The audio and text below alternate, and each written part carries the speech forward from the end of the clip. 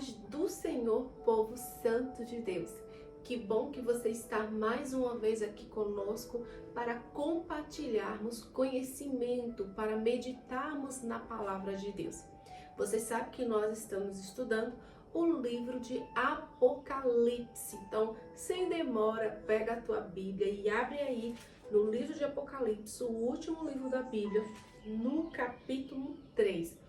Hoje nós falaremos sobre a última igreja a receber essa carta, a igreja de Laodiceia.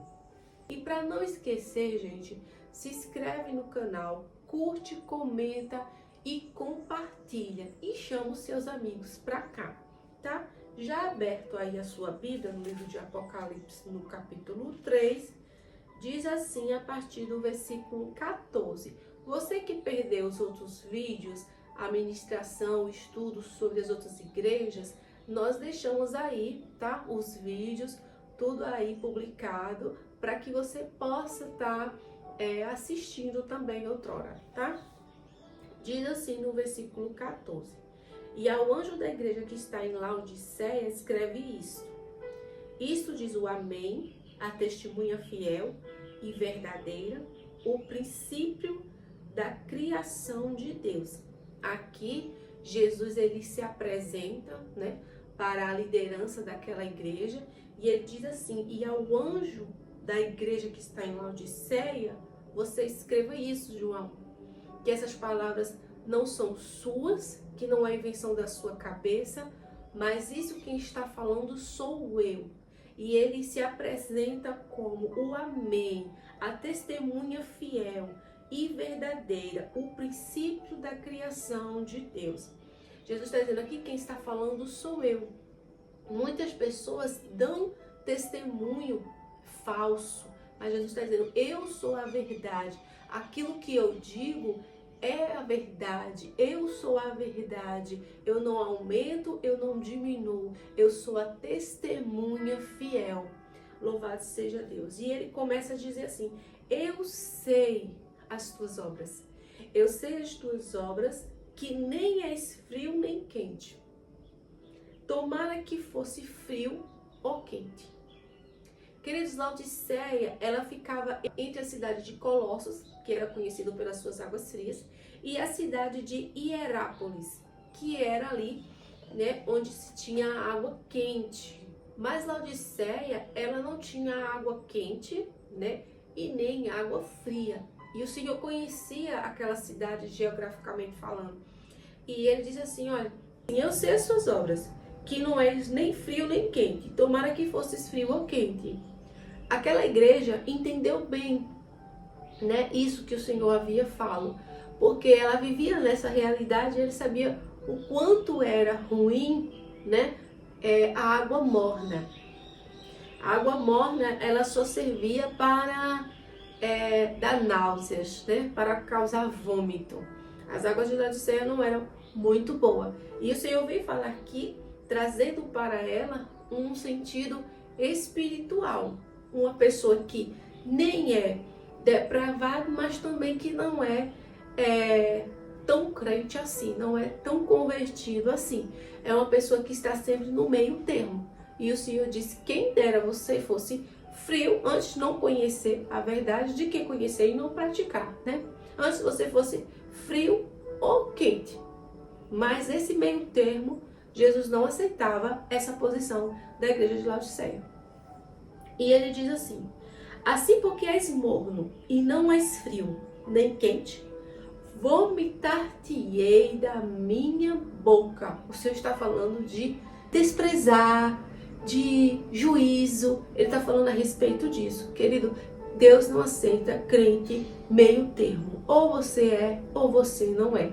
Ele mesmo nos convida lá no livro de Josué, vocês escolham quem você quer servir. Se Deus é seu Deus, siga Deus. Se Baal é, siga Baal. Você não pode ficar em cima do muro, tá? Porque o muro é do diabo e o crente precisa descer. E ele diz mais, como dizes, isso é o que a igreja de Laodiceia, cheia de prepotência, de arrogância, de orgulho, porque ela era uma cidade rica, né? E isso também refletia na igreja.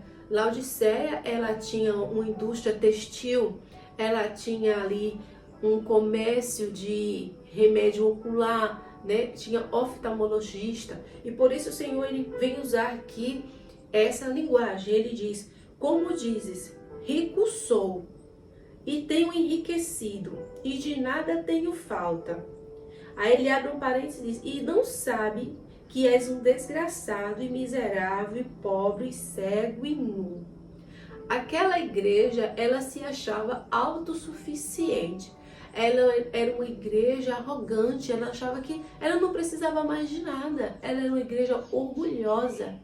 Mas a visão dela, apesar de que lá era um lugar de oftalmologia, a visão dela estava embaçada, estava equivocada. O Senhor disse: não, vocês são um desgraçado, miserável, pobre, cego e nu.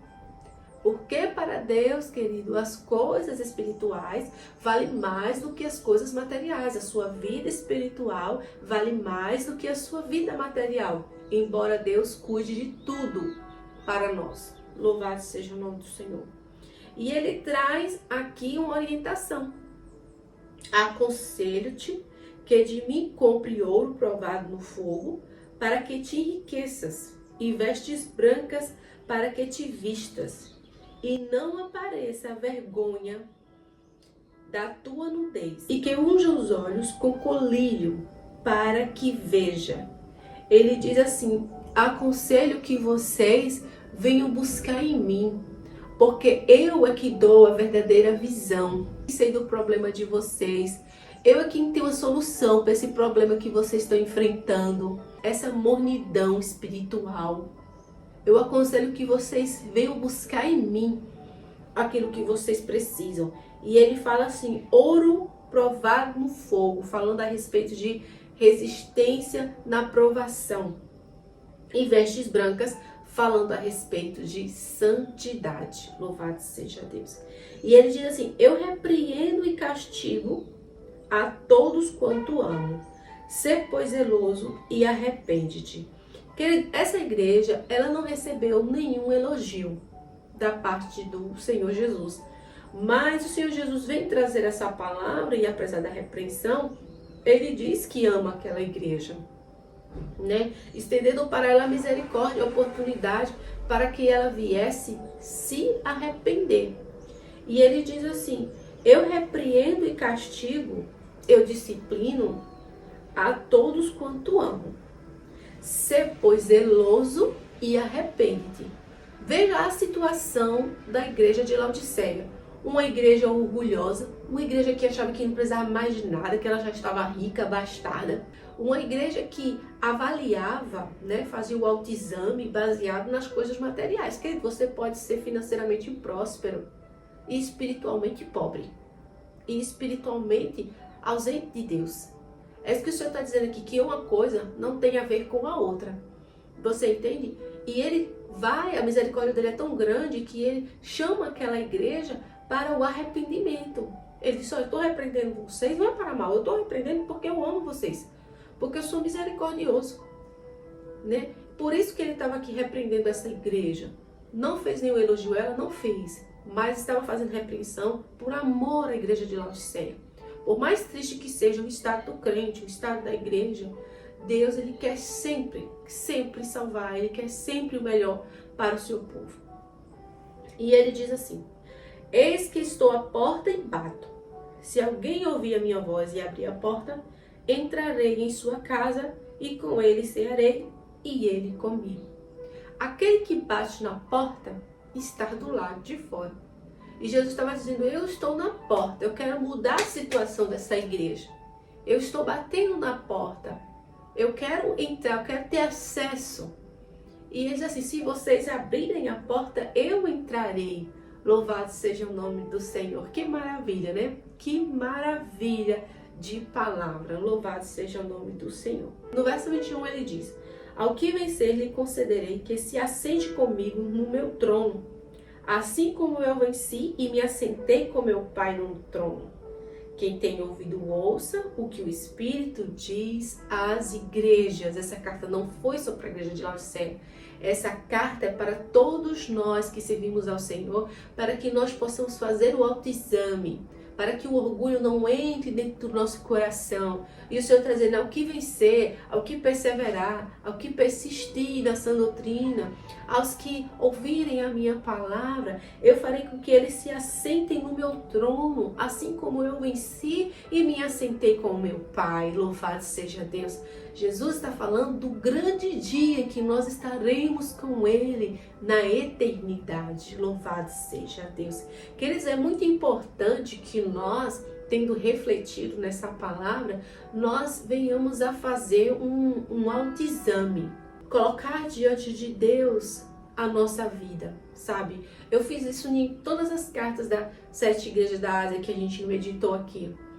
E nessa, eu venho pedir ao Senhor, através de oração, Senhor, depois de meditar nessa passagem, Senhor, se há algum orgulho no meu coração, se eu estou me achando tão perfeita assim, Deus tem misericórdia de mim. Se eu estou errando em algum ponto em que eu estou achando que eu estou certa, que o Senhor também, Pai, venha colocar o teu colírio no meu olho para que eu possa ver o meu verdadeiro estado, para que eu não possa viver uma vida enganando a mim mesmo.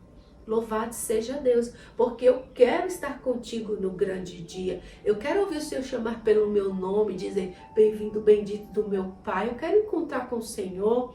Louvado seja Deus. Entendeu, queridos? Que você possa guardar essa palavra no seu coração. É muito triste quando um crente, ele se acha autossuficiente.